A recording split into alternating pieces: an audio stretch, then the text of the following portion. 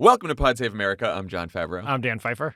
Here we are, Dan, in our nation's capital together. It's like we never left. It's like we never left. On today's show, Republican leaders struggle to respond to Trump's Nazi dinner. Congress passes a law to protect same-sex marriage as Washington gears up for a busy lame duck session. The GOP conducts a midterm autopsy and later went to the White House to talk to Chief of Staff Ron Klain about Joe Biden's plans for 2023, Twitter, Trump, and the World Cup.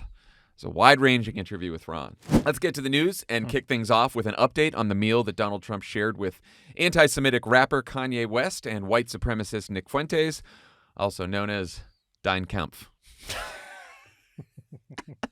Do we know what they ate? Has that been revealed? Wow, that's maybe we need some reporting on that. You know, maybe you can break that story. Dan. I'm not really a reporter per se, but maybe people I follow on Twitter could do it. Yeah, we should give, of course, Crooked Media's own Sarah Lazarus credit for the title, Dein Kampf. And all funny things that you hear on this pod. After days of trying to avoid questions on the topic, Republican politicians were finally forced to respond. And here's what the party's two congressional leaders said.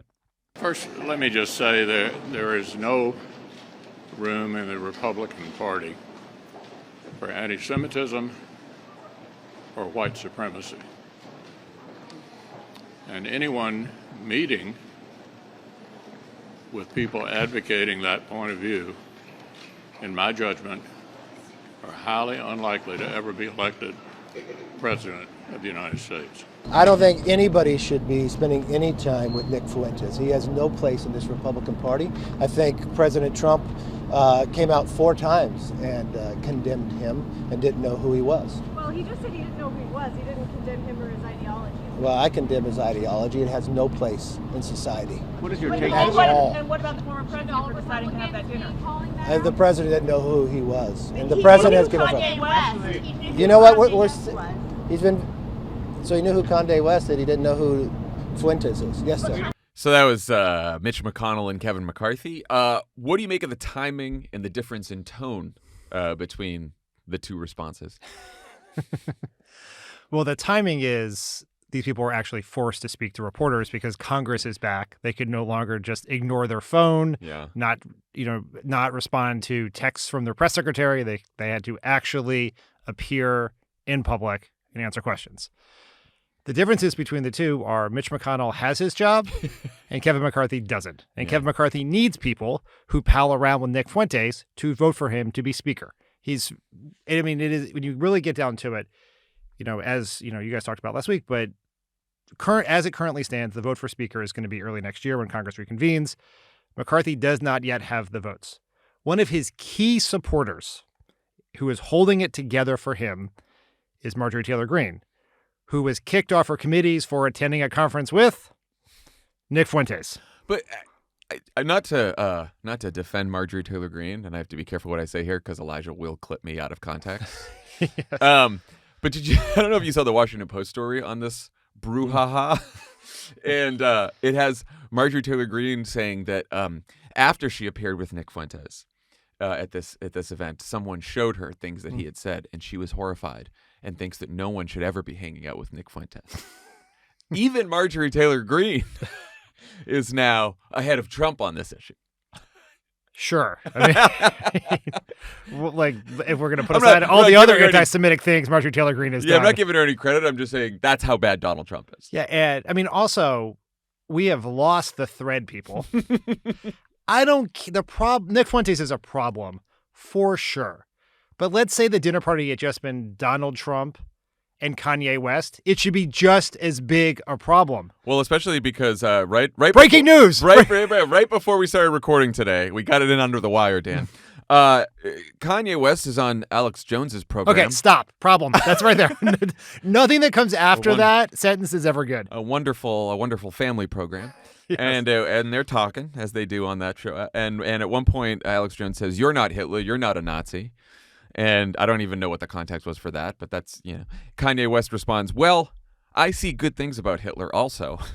Every human being has value that they brought to the table, especially Hitler. Especially, not like even Hitler, especially Hitler." Like that. So now we're getting into, anytime you're talking about Hitler, it's never going to go well. Look, Kanye's a glass half full kind of guy. That's how we get here. But yes, that's all bad. That is very true. But even before that, Kanye West said horribly anti-Semitic things. All of his sponsors dropped them at great financial cost to themselves. He was a pariah in society, and he was able to bring a +1 to a dinner with the former president of the United States. The Nick Fuentes thing is almost a distraction here because Kanye is just bad enough. Like people who dine with it's Kanye. Tough when the Nazi is a distraction. Yeah, I mean, that same Washington Post piece said that aides had been trying to convince Trump up to the moment of the dinner to not have the dinner with Kanye because of all the anti-Semitic things he said. And Trump basically said, well, he's always been nice to me. That was he's always been nice to me. And they said that basically Trump just doesn't ever want to denounce people who support him, which is just everything you need to know about Trump. In fact, he may want to pardon some of them. Yeah, exactly. So, so McCarthy still needs Trump, and he needs all the Trumpy people in the House to make him speaker.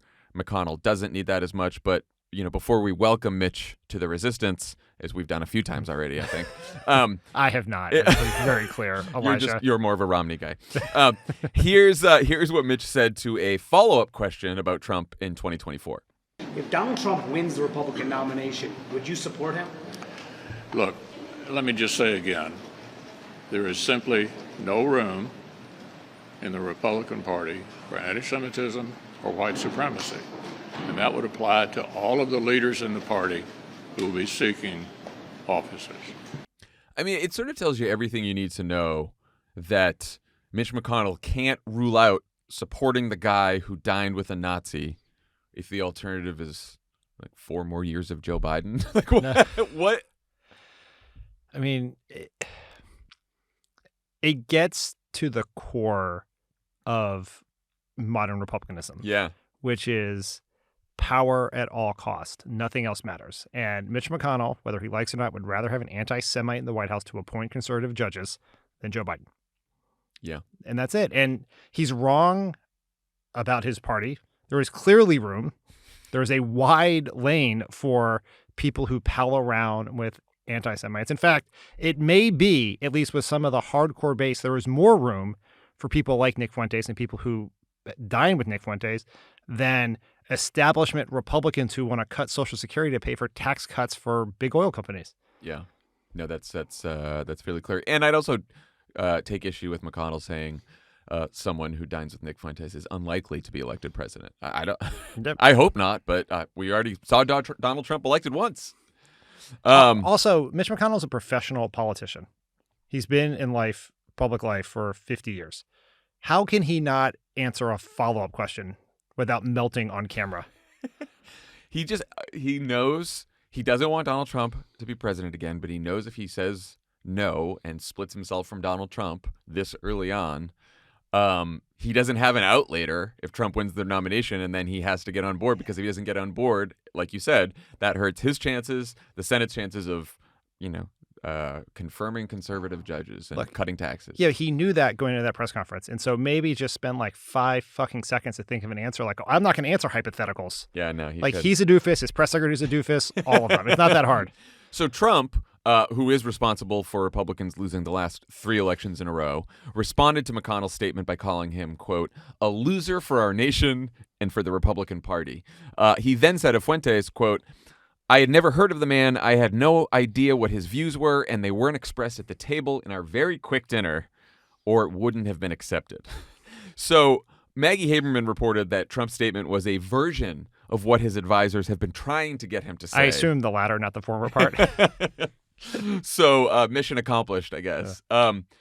So what happens now? Does everyone just move on from here, or what? How do we make sure Dein Kampf isn't memory hold like so many other Trump controversies? This is probably the final piece of evidence we ever needed that Donald Trump listens to our podcast. Because he is doing the thing to Mitch McConnell that we've been telling Mitch McConnell to do to Trump. Yeah. And I worked with a guy once who, when I was on the Gore campaign, who used to do a lot of cable TV debates with the Bush campaign. And his trick was always to start with the Bush campaign's talking point and just totally confuse them. And I think that's what Donald Trump is doing here to Mitch McConnell. He's getting ahead of the loser argument. I mean, it's going to get memory hold. I hate to say it, but it is going to get memory hold. I was even just in the process of preparing for this podcast reading other low moments for Trump, and you like forget some of them. Yeah. Just the absolute. I mean, some of them, look, I think very fine people on both sides is one that had some staying power. Like it didn't obviously define staying power. Well, do we remember it? Did when it you hurt think him? of like top worst things about Trump, right? What do we think about? Very fine people on both sides. They're not sending their best. Rape it. Sending the the announcement violent speech, mob to murder Mike Pence is high on the list. Yeah, well, that's always that. You'll remember that. Yeah. Greatest hits. Yeah. Could this end up in the greatest hits file? I don't know. Like he's now running a presidential campaign again. I think every Democrat from now until the end of 2024 should be saying like Donald Trump launched his campaign for president by having dinner with a Nazi. It's pretty easy. Yeah. It's such a funny. It happens to be true with Kanye West with two Nazis, including Kanye West, because the Kanye West part really just like hammers home the absurdity of the whole thing. This is a thing that I wrestle with when it comes to how we talk about Trump, because we are right back into the same problem we had from 2015 to 2021. Which is Donald Trump sucks up all the oxygen. He is so outrageous, so terrible, and so worthy of our condemnation and criticism and political attacks that other Republicans just walk around doing terrible shit without facing any consequences. And so, what I think one of the reasons for our success in this 2022 election is we didn't talk about Trump. We talked about Trumpism using the term MAGA extremism or MAGA Republicans to talk about it.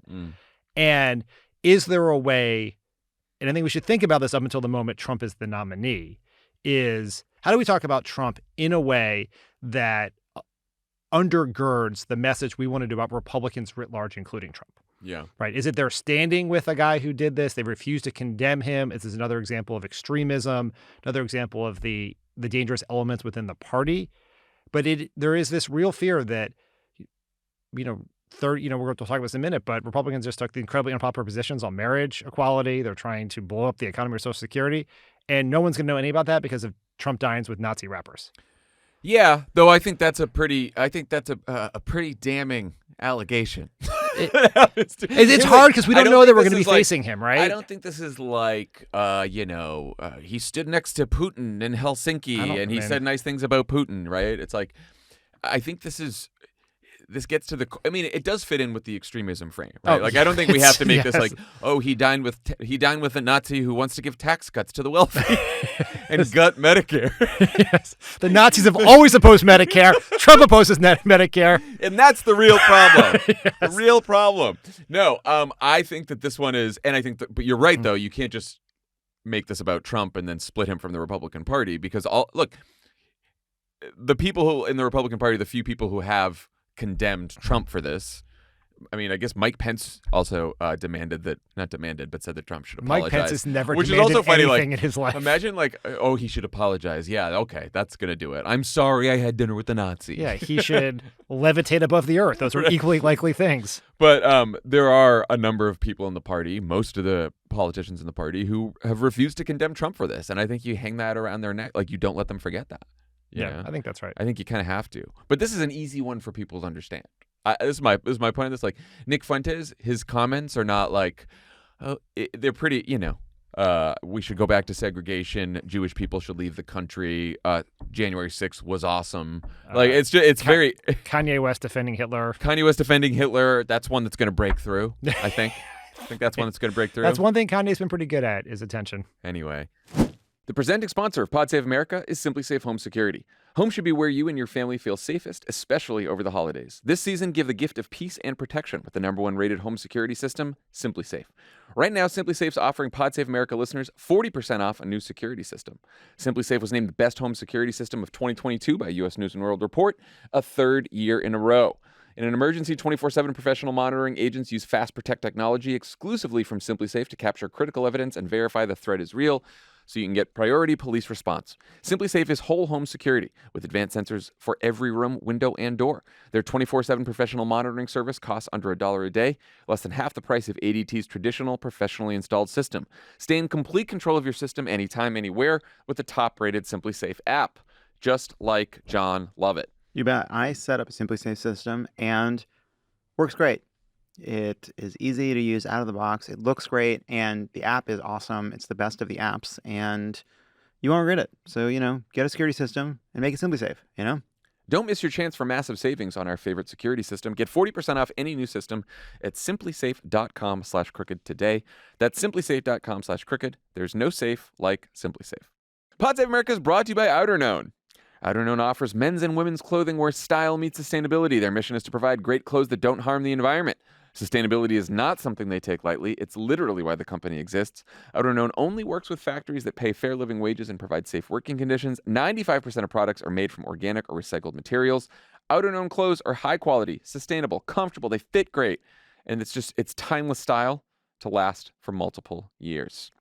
Tommy, have you received new Outerknown clothes for this season now that it's getting a little chillier, or are you relying on those wonderful sweaters you have? Same sweaters, but I was actually going through their website yesterday or 2 days ago just to find some good options. And there's a lot of really good stuff on there. I think I want to get some of their long sleeve t-shirts. Oh, Nice. that's good. They That's have good. pockets, non-pockets, whatever you want. I'm hoping I get some Outerknown for Christmas. Maybe a blanket shirt. Go to outerknown.com today and enter the code Crooked at checkout, and you'll get 25% off your full price order. That's outerknown.com, outerknown.com. And remember to use the code Crooked at checkout for 25% off. Check them out today, outerknown.com, and don't forget promo code Crooked for 25% off. Pod Save America is brought to you by Aspiration. When it comes to climate action, your money is power. With Aspiration, a new kind of change is in your pocket. Simply by moving your money to Aspiration, you're giving your deposits a cleaner, greener home. Aspiration is a climate-friendly alternative for your money. Get an account and debit card that's built to help your wallet and the planet. Aspiration lets you plant a tree by rounding up every swipe of your debit card. Aspiration's been hard at work, helping people align their money with their values, funding the planting of over 100 million trees on their way to funding the planting of 1 billion by 2030. It's no wonder why Forbes, NerdWallet, and The Penny Hoarder recommend Aspiration for the eco-conscious. Best of all, there's no credit check, no overdraft fees, and with Aspiration, you just pay what you think is fair, even if that's zero. Because money shouldn't stand in the way of you doing the right thing. Make your dollars make a difference. Open an Aspiration account at aspiration.com/tree. Help save the planet with your Aspiration debit card. Open your account at aspiration.com/tree today. Aspiration.com/tree. Terms and conditions apply. Aspiration is not a bank. Deposits are FDIC insured up to $2 million per depositor. Pod Save America is brought to you by Beam Organics. With the colder months approaching, nothing is more important than getting enough sleep. Sleep has far-ranging effects on everything from your energy levels to your mood to your immune system and even your hunger levels. It's truly your superpower this holiday season, and you do not want to miss those crucial 7 to 9 hours. 7 to 9. Oof. Introducing Beam Dream. You know we've been raving about Beam Dream's powder, their healthy hot cocoa for sleep. Well, today, our listeners get a special discount on a delicious seasonal flavor of Dream powder. It's white chocolate peppermint. Ooh, that sounds really good. Yep. Imagine swirls of peppermint and creamy white chocolate, but with only 15 calories. Better sleep has never tasted better. Dream contains natural sleep-promoting premium ingredients. It's triple lab tested, contains no THC, and you actually wake up refreshed. A recent clinical study revealed Dream helped 93% of users wake up feeling more refreshed, and 93% reported that Dream helped get them a more restful night's sleep. Just mix Dream into hot water or milk, stir or froth, and enjoy before bedtime. Yeah, we love Beam Dream here. Been liking the chocolate flavor and really can't wait to throw some white peppermint mocha in there. Just screams Christmas. Sure does. It sure does. Or the holidays. Nope. Yeah. We're saying Christmas. Okay. Saying fine. Merry Christmas again. We are. If you want. We're saying Merry Christmas. And you're welcome to. Thank you. Find out why Forbes and the New York Times are all talking about Beam and why it's trusted by the world's top athletes and business professionals. Don't love it? Get your money back guaranteed. If you want to try Beam's best-selling white chocolate peppermint Dream powder, it is only available for a limited time, so be sure to grab some before it runs out. Beam's having their biggest sale of the year. Get up to 50% off when you go to shopbeam.com/crooked and use code CYBER at checkout. That's shopbeam.com/crooked and use code CYBER for up to 50% off. All right, let's turn to some happier news. This week, Congress passed a law that will finally grant federal recognition of states' same-sex and interracial marriages here in 2022. The bill was introduced after Clarence Thomas suggested in his Dobbs opinion that the court should reconsider not only abortion rights, but precedents that protect the right to use contraception or marry who you want. The Senate vote was 61-36, with more than half of all Republicans voting no, even though over 70% of Americans support same-sex marriage and over 90% support interracial marriage. What do you think explains the no votes? And do you think this is now settled as a political issue, or will marriage come up again in 2024? We have several times said marriage was settled as a political issue, and it has come back again. And I think as long as the Republican Party is in the thrall of right-wing MAGA extremists who want to take away our rights and freedoms, then it will come up again. You can see a backlash at the state level trying to make life harder for people who enter into same-sex marriages. So I think it will remain a live issue. I think some Senate Republicans clearly wanted to take it off the table. There was reporting that more Republicans wanted to vote yes on this bill, but they faced real pressure from the evangelical right to get them to vote no. And it is worth noting that more than half of Senate Republicans voted against enshrining same-sex and interracial marriage. This is a issue with 70% approval on same-sex marriage, and obviously much, much higher on interracial marriage. Yeah. It is worth pausing to note that on the issue of marriage specifically and same-sex marriage, this is an issue where in 2004, in that presidential campaign, it was seen as an issue that Republicans could use to win the election, that they were hoping to put marriage on the ballot in a whole bunch of states that would help drive out Republican turnout. And they ran on a fake constitutional amendment to enshrine marriage as a man and woman. Right. And then in 2008, when Obama ran, it was still only supported by 39% of Americans, and 51% opposed it. And Obama was obviously for civil unions then, and then became for marriage later on. So an issue like that went from 39-51 to over 70% in this short a time. I mean, I think it's worth noting because people should feel that, like, for all the like difficult issues that are out there, and for as much as politics can suck, like, the culture can change and politics can change in a pretty sweeping way over the course of several years. And I think that's a testament to not the politicians, because they sort of didn't lead on this. It was activists and people on the ground who did this. Yeah, it should give people hope that better things are possible in this country, that people can agree, they can change their minds, they can become more thoughtful and more tolerant. And it really happened in ways, as you said, the politicians led from behind on this one. And it was organizers and activists who push, but it was just the public came around because they saw people in their lives who were in loving. This is what Obama talked about when he came out publicly, for people who he knew who were in loving relationships. They were just as loving as ones between a man and a woman, and it changed their minds. It widened the aperture to see something different. And so that could happen in the coming years on a lot of issues that seem intractable right now. And so if we think that we are just going down the toilet of polarization and negativity and revanchism and all of that, is that there are very recent real world examples of things changing and changing dramatically for the better in this country. Persuasion happens all the time. It's possible. And don't give up on it. I mean, as you told us last week, you're a big persuasion guy. And I'm a big persuasion guy. I'm always a big persuasion guy. Congress still has a lot more to do before they leave for the holidays and Republicans take over the House. They need to figure out how to fund the government, the military, COVID programs, disaster relief, and assistance to Ukraine.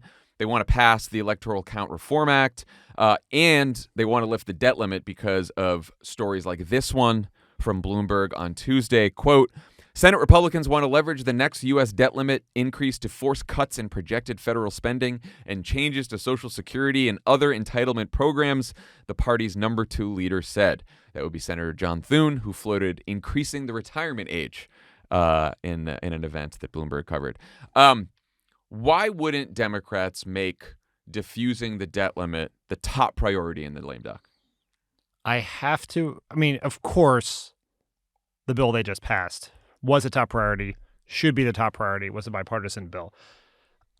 I imagine that if it was up to the White House and most of the Senate Democratic caucus, they would 100% defuse the debt limit tomorrow. I think that's correct. All the folks in the White House that you and I know well were with us in 2011 and 2013 when Republicans pushed the economy to the brink of collapse by using the debt ceiling. And that was a strictly Republican House caucus that was clearly batshit crazy. but quite sane compared to the one that's coming in this year. The problem is, I assume, Joe Manchin, Kyrsten Sinema, and perhaps maybe a handful of other Democrats who are unwilling to use, because you'd have to do one of two things. You could get 10 Republicans, and I imagine there's probably some Republicans who, if they could vote in secret, would not want to have to deal with this at some point next year. Yeah. Because the Senate is always, even most Senate Republicans, the two times we dealt with this in the past, were very resistant to the effort and kind of brought there by the nuts in the House. Or you can do it, and that way you can extend it when you do it through regular order, you can extend it for a period of time. We're going to delay the debt ceiling till 2025. If you do it through budget reconciliation, which would get you your 50 votes, and is very process-wise problematic or time-consuming, you have to do it for a number. So you have to lift it for $3 trillion or something like that to get you. Or you can get rid of it. Or you could eliminate it forever. Can you eliminate it forever with budget reconciliation? I think you can say that it's like you can pick a number. Googleplex? Yeah. That would be amazing. To infinity and beyond. And so that's the challenge, is that there isn't appetite to do it. That is, in my mind, a massive strategic mistake on behalf of these senators. And as a senator like Joe Manchin, who is running for re-election in a very Republican state, he would be better off ripping the Band-Aid off right now than being in the middle between a Democratic White House and a lunatic Republican Congress with Social Security on the line in a state with one of the highest retired populations in the country. He should not want this fight, but he's never been super well acquainted with his best political interests. I asked Ron about this, so you guys will hear his answer in a little bit. But he did say that obviously the White House wants to lift it, but that they need the votes, which makes me and I also read some reporting on the way over here that it is Manchin and Sinema, and what they're saying is they don't want to do it through budget reconciliation because that would be doing it on a partisan basis. So it's like you'd rather have Kevin McCarthy and his band of nuts like be negotiating on this when you could just the whole economy could end up destroyed because we breached the debt limit because we didn't bow to their crazy demands. And the Senate Republicans are more like the House now than they were then. Right. The Rob Portmans of the world are gone. They're replaced by J.D. Vances. Right. We could end up with Herschel Walker there. You have there are a bunch of people from previous cycles like Tommy Tuberville and others. And so there is going to be, when this happened in 2013, it was all the nuts in the Republican House plus Ted Cruz who forced his conclusion. And Ted Cruz was ostracized in his caucus. So they're like, why is this horribly annoying person making us work all this time on such a stupid thing? But now there are a bunch of Ted Cruzes. They're all competing to be Ted Cruz. And it's going to happen with Donald Trump running for president and a Republican presidential primary happening at the time with a bunch of people egging it on. It is deeply dangerous. And Joe Someone's Manchin... got to talk some sense into Manchin and Sinema on this one. We're not going to get to that. Yeah, let's check the calendar. We've been doing that for a couple years. Are we in 2021 again? If we are headed for another showdown with Republicans over the debt limit, what does that look like? What are the politics? How should Democrats handle it? Let's say what we think is going to come to pass comes to pass, and Manchin and Sinema act like Manchin and Sinema, and then we're in a debt limit fight. My recommendation, if someone were to ask me, and they really shouldn't, is to adopt the position that Barack Obama adopted in 2012 and 2013, which is that Democrats will not negotiate over the debt limit. You pass it or you don't. Yeah. We're not going to be in some situation where we're going to use a esoteric, anachronistic legislative mechanism that simply allows us to adjust for the bills we already paid, to make huge changes to federal entitlement programs, to Social Security, to Medicare, to budget cuts. We are not going to do that. And so it is either you have to play a game of chicken and center that fight around Social Security and Medicare. And John Thune helpfully laid out what the stakes of that fight were. And so that will, on paper, should benefit Democrats. Like there was a Navigator poll out where they looked at taken post-election to sort of get an understanding of these are people who said they voted in the midterm elections. And in Social Security and Medicare was an issue that was more important to the swing voters who decided the election than jobs in the economy. It was number 3 behind abortion and inflation. And ending the guarantee for Social Security and Medicare is by far the number one concern of all voters about the new Republican Congress.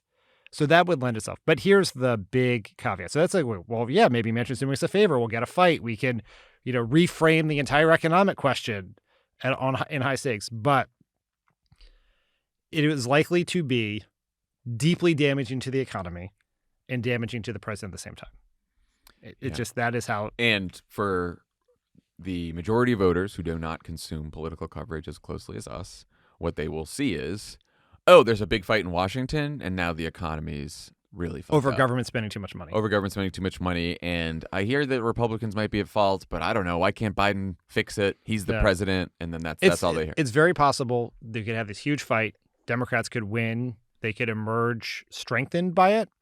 I think that is what happened for Obama in 2013. Unfortunately, the Obamacare website stopped working 10 days later, so it was a brief honeymoon.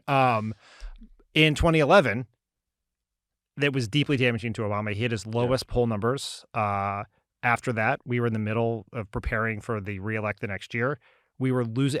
The outcome of that fight was Barack Obama was losing to a generic Republican by several points in our polling after that. When our credit rating was downgraded. Yeah, credit rating was downgraded. We had a month where 0 jobs were created. 0. The exact number 0, which is almost mathematically impossible to land on that number in a country of 300 million people. But it was, and it's dangerous. The thing is it's dangerous. Forget who wins the politics.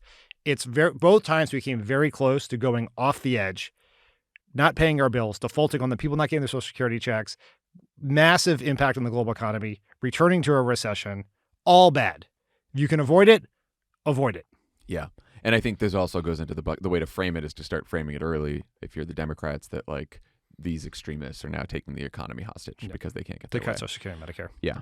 All right. So finally, the RNC announced that they're forming a committee to do an autopsy on their disappointing midterm results.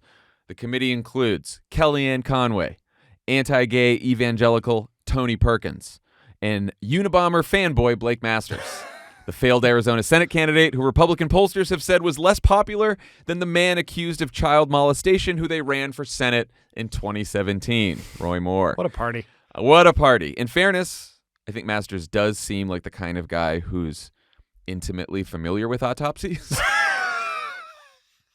Just maybe not the kind that they're trying to do here. He just watches that autopsy channel 24/7. Right? I mean, that's the kind of guy. I think I put him in the outline as serial killer impersonator Blake Masters. I know. And honestly, that gave me inspiration. Yes. Your joke was better. Or Sarah Lazarus' joke. Someone's joke was better. No, that was mine. Do you think this extremely Trumpy committee will deliver some fresh insights about how Republicans can win the next election? I mean, the context for this is that Ronna Romney McDaniel, who has been the chair of the RNC since 2017, so she has lost elections in 17, 18, 19, 20, and 22, is running for re-election as chair. There's a chance that she's going to be challenged by Lee Zeldin, who ran for governor in New York and he lost by a lot, but I guess less than most people lose New York by. Yeah. And one of the things she's trying to... did you just left out the other challenger? Who's that? My Pillow guy? Oh, is he going to do it? Mike Lindell? Yeah, he wants to challenge Ron. Oh, I you know what? He has my full support. It's so funny. It's just we're going to look back on this period of time and be like, where you can say something called a phrase, the My Pillow guy, and everyone knows exactly what you're talking about.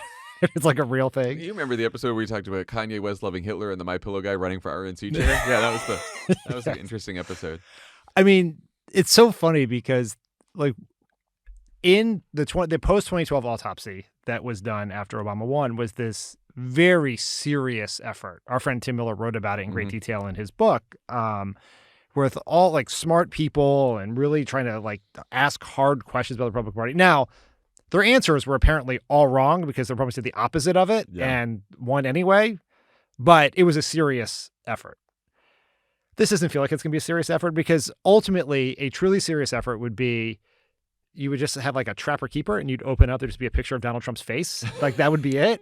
And obviously they can't do that, but that is the thing. It's like if we had less Trump, we would lose less, but he's the problem. Yeah. And so it's like he's the problem. It's him. Yeah. So no, I don't think it's going to be a serious effort, John. Even though I don't think it's going to be a serious effort either, I also think that what they learned from 2012 is, if we just ignore the autopsy and go with Donald Trump, we won anyway. So we haven't won since then, but right? But I feel like lessons not learned. It's like a 16, yet. the exception of the rule. Who knows? Right? They don't know yet. On our side, even though Democrats had a historically good midterm, should our party consider doing something similar? Minus the Blake Masters and the who's our my pillow? Yeah, I was gonna say I don't know who ours could be us. Keep the pod save guys out of there. What do you think? Absolutely, we should. Yeah. I think I have worked on winning races and losing races, and you always learn more from the races you lose because you actually approach it with the idea of trying to figure out what went wrong. When you win, particularly when you win a race. You didn't think you were going to win. All your ideas seem brilliant at that point. Everything was obviously right. Or how did you win? And I think when you look at all the conversation that's happened about why Democrats won, who turned out, who didn't, how we got them to turn out, what were the right messages, what were the wrong messages? There's a lot of conflicting information. There's a lot of information based on the exits or very selective reading of certain turnout data, or narratives being pushed by people who have interests in that. There's a lot of confirmation bias being happening. I think it would be very helpful to figure out a real analysis of who decided the election, what messages work with them, where they got their information. Was it a validation of this or a vindication of that or a statement against this person? I thought the Navigator poll I referenced earlier is helpful in that, but there could be a real project to help us understand, because there are some places where things didn't go right. Yeah. Like what went wrong in New York? Like why did Tim Ryan not do much better against a great candidate like Tim Ryan, do not any better than other Democrats did against a terrible candidate like J.D. Vance? Yeah. Like what does that say? What is happening there? What are we missing? And by the way, the truth may not validate either side of a debate. Yeah. Right? Like it could end up being quite complicated and nuanced over what went wrong, what went right. We will not accept that. Well, that's what I'm saying. It's like you can only do that on Mastodon. It could be the turn. I'm glad we did a lot of Mastodon jokes on the last. That's why you're pretty far down the waiting list. A lot of toots. But yeah, no, I think there's probably a lot of different explanations for what went wrong and what went right, and it could be a lot more subtle than we think, and it's very helpful for us to figure this out in advance of 2024, because I think it's been unhelpful that the conversation, at least it's sort of the online media conversation or the cable conversation, has devolved into the pundits were wrong, or the red wave didn't happen, or the polls were wrong, or they were right, or you believe in the pundits or you don't, it's like that. Who cares? Yeah. Who cares? At this point, we just want to know exactly why certain voters turned out, other voters didn't, and why they voted the way they do. It's very helpful. I have no doubt that Jed O'Malley-Dillon and Anita Dunn and the Biden team are looking at this, because if you're trying to figure out your plan and budget, which they are doing as Joe Biden is making his final decision on whether to run or not, you need to know the answer to that. You need to know why black turnout was, according to some reports, lower than people thought it was going to be, why other turnout was higher. How high was youth turnout? There's been a big conversation about Gen Z and winning the election, and while in raw numbers in vote support, it was high, but as a percentage of turnout, it was lower than 18. Yeah. What does that say?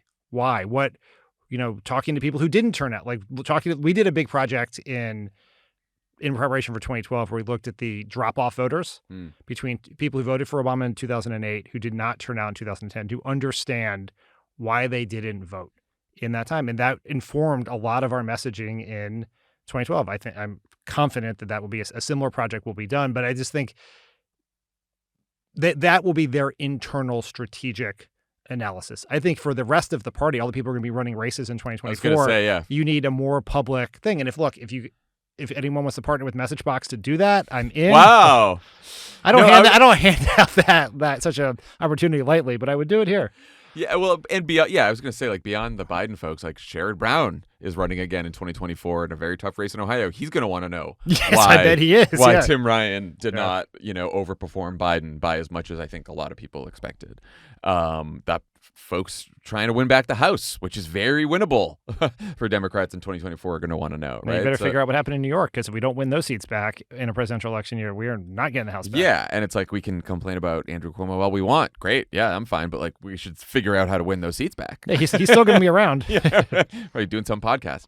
Okay, yeah. So Are you making an announcement? No. I just feel like that's where everyone That's where ends. That's where all these fucking losers end up, Anyway, right. I hope you enjoyed our podcast. No, just kidding. When we come back, my interview with White House Chief of Staff Ron Klain. Pod Save America is brought to you by Lomi. Talk about your struggle composting. I mean, before I got a Lomi, it wasn't happening. That was the struggle. It wasn't happening at all. That was the struggle. Now it is, because Lomi makes it easy. Lomi allows you to turn your food scraps into dirt with the push of a button. Lomi is a countertop electric composter that turns scraps to dirt, as I just said, in under 4 hours. There's no smell when it runs, and it's really quiet. Thanks to Lomi, I got way less garbage each week. I don't know about you boys. Far, far less. Turns it turns your food into dirt faster than crypto can turn your money into dirt. Ugh, leave that in. We stretch for that one. I'm composting that one. I'm composting that joke. Speaking of producing, hopefully I can turn that into something. Producing methane. The smell of that joke. Yeah. So anyway, as Tommy said, you're producing Soil the app. Yeah. Your trash is no longer going to landfills or producing methane. If you got your Lomi, it's just becoming dirt, nutrient-rich dirt that I can feed my plants. You guys know about me and my plants. Loves feeding his plants. Love my plants. Talking to him. Lomi's great. We all got it. It's easy to use. It's fast, and you get a lot of dirt out of it, and you have less garbage. It's concise. What else do you want to know? all you need to know. And I also feel great because I'm composting and creating soil instead of waste. If you want to start making a positive environmental impact or just make cleanup after dinner that much easier, Lomi is perfect for you. Head to lomi.com/crooked and use the promo code crooked to get $50 off your Lomi. That's $50 off when you head to lomi.com/crooked and use promo code crooked at checkout. Food waste is gross. Lomi is your solution. With the holidays just around the corner, Lomi will make the perfect gift for someone on your shopping list. Pod Save America is brought to you by Real Paper. Sustainability and climate change can be a tricky topic for people of all ages, but it can be particularly challenging to talk about with kids. It's something that our generations are seeing unfold right before us and that the next generations will have to deal with as well. While this can be a tricky topic, it's important to talk about with kids and to educate them on the importance of practicing sustainable habits. That's why I love Real Paper and their new limited edition box. Real makes a soft and strong 100% bamboo toilet paper. Never cutting down trees unlike most traditional toilet paper brands. Real recently launched the Little Lemurs box, a 24-pack of their bamboo toilet paper that comes with a beautifully illustrated kids book that tells an exciting story of sustainability. This box was designed to spark creativity in kids and create a small opportunity to talk about things like deforestation and plastic pollution, but in a light and easy way with your kids. I'm just trying to get my kid to in a toilet. I've just been saying for years that none of this toilet paper packaging is doing anything to educate my children. Here's the thing I'm going to say. About climate change. And now they're finally fixed it. Once Charlie can poop in the potty, we can move on to the sustainability and deforestation conversation. Yeah, what's his carbon footprint? That's... Let's talk about it. But you know what? Here's the thing, Real Paper. Now that he's about to potty train, we're not going to train him with regular toilet paper. No. We're going to train him with Real Paper because he's going to learn a lesson about what? It's about climate change. Sustainability, but yeah, same thing. Real Paper's Little Lemurs box and all other products are available in easy, hassle-free subscriptions or for one-time purchases on their website. All orders are conveniently delivered to your door with free shipping in 100% recyclable plastic-free packaging. If you head to realpaper.com/lemur and sign up for a subscription using our code CROOKED at checkout, you'll automatically get 30% off your first order and free shipping. Let Real help you with your stocking stuffers and holiday gift giving. That's REELPAPER.com/lemur and enter promo code CROOKED to get 30% off your first order plus free shipping.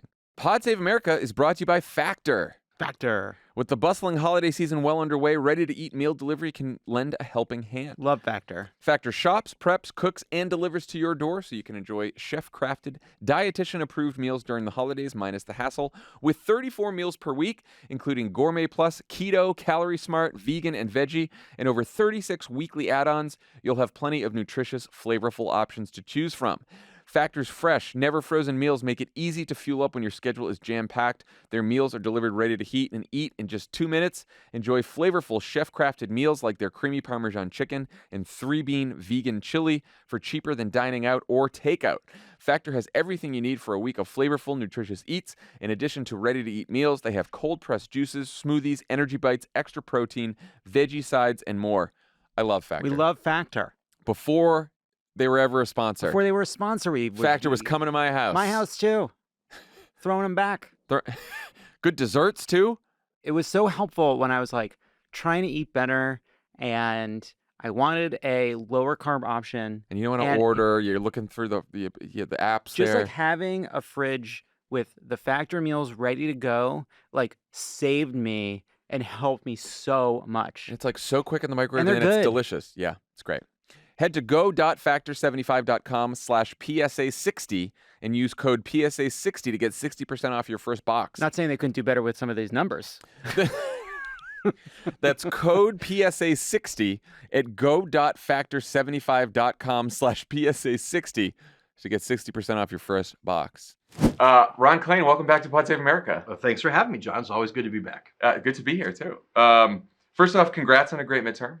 Thank you. I mean, I think that a lot of factors went into it, but we're proud of the role the president played, his leadership, and and to achieve a historic result, to hang on to all of our Democratic senators if we knock wood, get Georgia done next week, to have so few seats lost in the House, really a historic result, to win some critical governorships, and to actually win many state legislative chambers. Go up and down the ballot. It was really an exceptional result. So you were here in 2010. And 94. Yeah, I've seen it all. And 2010 voters were upset about the economy. Yeah. Obama's approval rating wasn't great, and we got killed in the midterms. Yeah. Here, same people weren't happy with the economy. Biden's approval wasn't great, and historic result. Yeah. How do you think? What was the difference? I think there are a couple differences. I think one is I do think we delivered a lot of things for the American people that were popular. So, look, I'm so glad we did Obamacare back in 2010.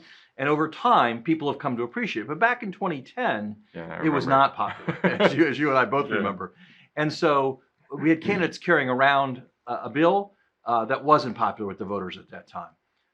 The things President Biden's done, I think, have really remained very popular. The Inflation Reduction Act, bringing down the cost of prescription drugs, the infrastructure bill, the CHIPS bill. So when the president called winners on election night, one by one, each of them said, I ran on this part of your agenda. I ran on that part of your agenda. They weren't running away from the president. They were running with the president. I think that really helped. I think that kind of sense that things were moving in the right direction, that we'd gotten things done and people liked what we'd gotten done. I think that really helped. There's just no question that abortion had a big effect on the election. We weren't the only incumbent in 2022. The Supreme Court was kind of an incumbent in 2022, and voters were very unhappy with what they had imposed on the country. That had a big factor. And then finally, we ran against perhaps the most extreme set of Republican candidates in history. I don't even know how you score that, but they were certainly at the high end of that. I think they take the cake. And I think that had a big effect. I think the president made a strong appeal twice in the closing period of the campaign for voters to show up and vote for democracy, to stand up for democracy. I think that connected with people. And I think when you put that against the kind of election denier, super MAGA extreme candidates, I think that contrast really helped us. So, ton to get done in the lame duck. Yeah. The other day, John Thune, number 2 Senate Republican, said that they do want to leverage the debt ceiling to force cuts in Social Security and Medicare. Obviously, you guys don't want to do that. You could lift the debt ceiling in the lame duck with 51 votes if it was attached to a reconciliation bill.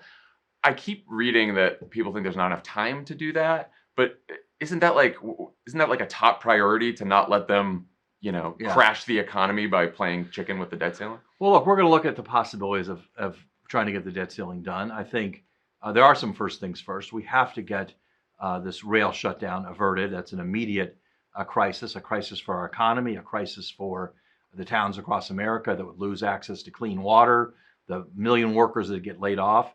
So that's what we've got the Congress working on this week. We have to get the government funding. That's also a very important thing, an immediate thing. The government runs out of money on December 16th, and so the clock's ticking on that. And we have other things that need to get done. We have to get the marriage equality bill, which passed the Senate the other day, back through the House again, and onto the president's desk for a historic signing. So I think debt ceiling's part of the conversation, but we have to, line it up, and we'd have to have the votes. Are you worried about a debt ceiling fight with a Kevin McCarthy or someone else led House? Look, I think it is a concern because they let's give them some credit. They have been straight up and open about what they intend to do. They intend to cut Social Security. They intend to cut Medicare. I think we'll win that fight. I don't think the American people want to see Social Security and Medicare cut. And I think if the Republicans go down that path, it'll be a disaster. But certainly if there's a way to resolve the debt ceiling before that, that would be great. Is the president going to push to get electoral reform act done? Yeah, this has been a very high priority for us. Again, it's one of those things that is very close to the finish line, not quite there. There's been good, this is, again, a thing where there's been good bipartisan work in the Senate. I need to credit Senator Collins and others for working on that. And it's very, very important. Look, we saw the near disaster we had in 2020 and the whole thing going off the rails, and then the insurrection on January 6th. And so one way to put some guardrails against that is to make it much clearer what kinds of challenges to election results are legitimate and not legitimate, and how those challenges are reviewed. And I think the Electoral Reform Act is a vital part of that, and that's definitely in the must-do category for the lame duck. Looking ahead to the next 2 years, are there any legislative priorities you think could get done with the Republican House? Well, we're going to have to see. We have had success working with Republicans in Congress. We've had a number of Republicans vote for our infrastructure bill, for our CHIPS bill, for our veterans bill. All told, those are the three big ones. All told, over 150 bills that had some bipartisan support. So we've shown we can work with Republicans. The question on the table really is, can the Republican leadership work with us? Yeah. And we're just going to have to wait and see. I think there are areas that should be areas of common concern. Mental health is one that comes up quite often as an area that really should cross party lines. We're going to have to work together to fund the government, to deal with a lot of the basics and essentials. We're going to need their support to fund the war in Ukraine. So I think we've proven our bona fides on this. I think the challenge is to see what they can do. You guys looking at any executive actions over the next 2 years, or any areas where the president can sort of take action without Congress? Look, we have used the president's executive powers when it's appropriate. The president has not overreached, but hasn't been shy about using them when it's appropriate on issues like student debt relief, pardoning people with marijuana convictions for simple possession, competition issues, and federal police reform. So we're always looking for things where he has the appropriate authority, and it's in his bailiwick to act by executive action, act by regulation. That certainly remains on the table next year. So the House Republicans have promised like all sorts of investigations into President Biden, the administration, his family even. Are you guys going to cooperate with every investigation and subpoena no matter what, or are there some lines that you're going to draw? Look, I think we will follow the same rules that prior administrations have followed about trying to be cooperative where appropriate, and also asserting our rights where that's appropriate too. I think the question really, once again, is for the Republicans. They ran around the country in 2022 and said they would fight inflation, they would fight crime, they would secure the border. That was what they ran on. And if they instead turn the House into a political investigations unit, I think they're going to pay a price for that. Yeah. And I think that's going to fall on them. So former President Trump, current GOP frontrunner, had dinner with a Holocaust-denying white supremacist. Yeah. The other night, and Kanye West. So I know a reporter shouted a question at President Biden about this, and President Biden said, "You don't want to know what I think." I want to know what he thinks. Has he talked to you about it? Do you know what he thinks? Yes. I mean, I think what he said, "You don't want to know what I think." I think what he was conveying was, I think, some very bad things that I got as president I got that. should not be saying out loud. We've also quite clearly condemned it here at the White House, and the president's views are no. Look, this is a president who ran for president, largely motivated to run for president because of anti-Semitic protests in Charlottesville and the people with Nazi-like chants coming down the street. This is what's motivated his candidacy, restoring the soul of America. So, he obviously, condemns this in the strongest possible language, language perhaps so strong he can't even say it out loud. And he takes it very seriously. I think the president's been very concerned about the rising tide of anti-Semitism in this country, some of the violent anti-Semitic acts we've seen in this country.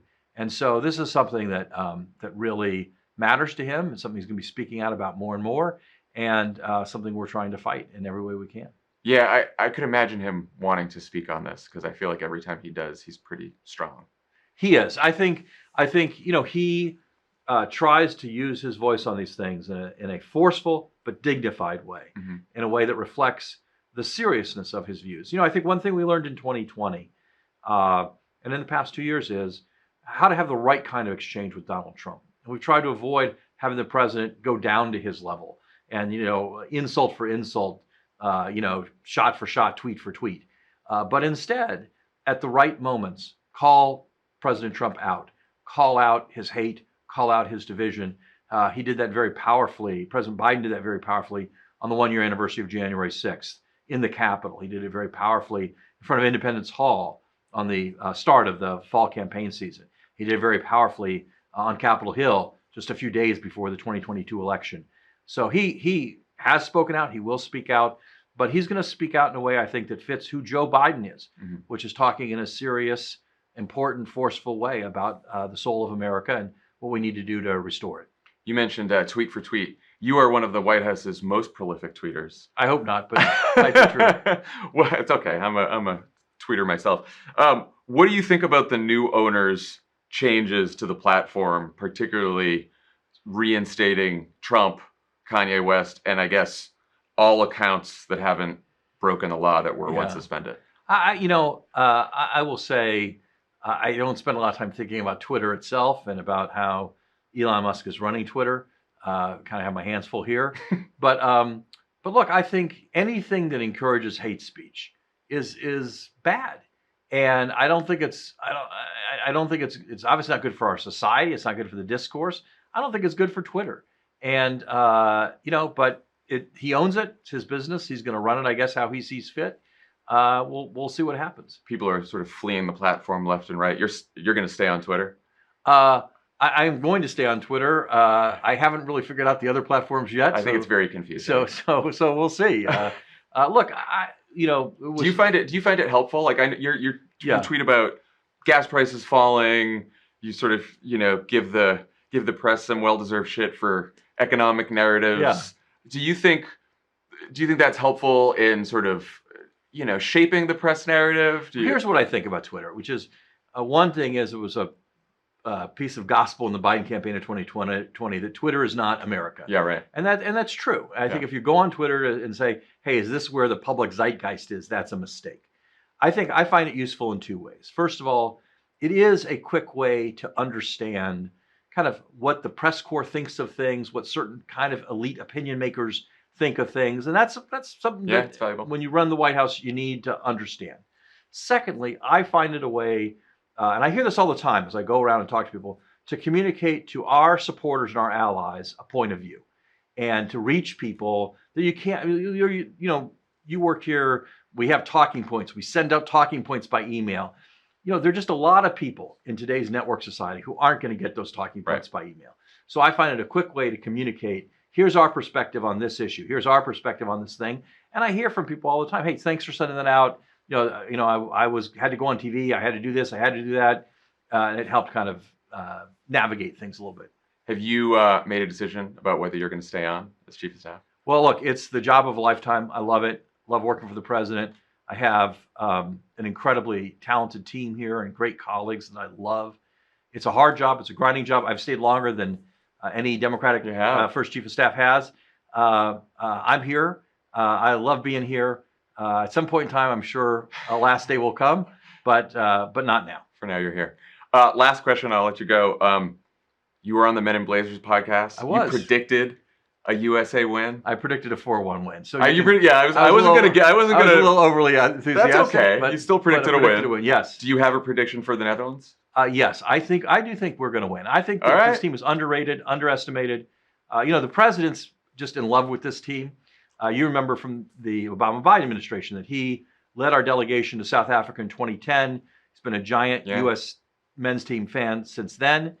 We've also had really close relationships here with the U.S. women's team, working with them on pay equity, and also for the first time ever, any president to give the Medal of Freedom to a soccer player. President Biden gave it to Megan Rapinoe. And so we're big soccer fans here. I think the USA is going to beat Netherlands. I think it's going to be 1-0. I'm not going to go over the top on goals scored this time, but I do think we're going to win. Okay, we heard it here first. There you go. Ron Klain, thanks for joining Pod Save America. Thanks for having me. Thanks to Ron for joining us today. Everyone have a great weekend, and we will talk to you next week. Bye, everyone. Check out Crooked Media's newest podcast, Work Appropriate, where author and host Ann Helen Peterson sets out to find solutions to everyday workplace problems, whether you work in an office chair or a 6th grade classroom. Listen to Work Appropriate now wherever you get your podcasts. New episodes drop every Wednesday. Also, it's runoff time in Georgia. Election day is Tuesday. If you're a Georgia voter, head over to votesaveamerica.com to make your plan. And if you want to help out no matter where you live, you can donate and find remote and in-person volunteer opportunities to make sure the Warnock campaign has the resources it needs to win.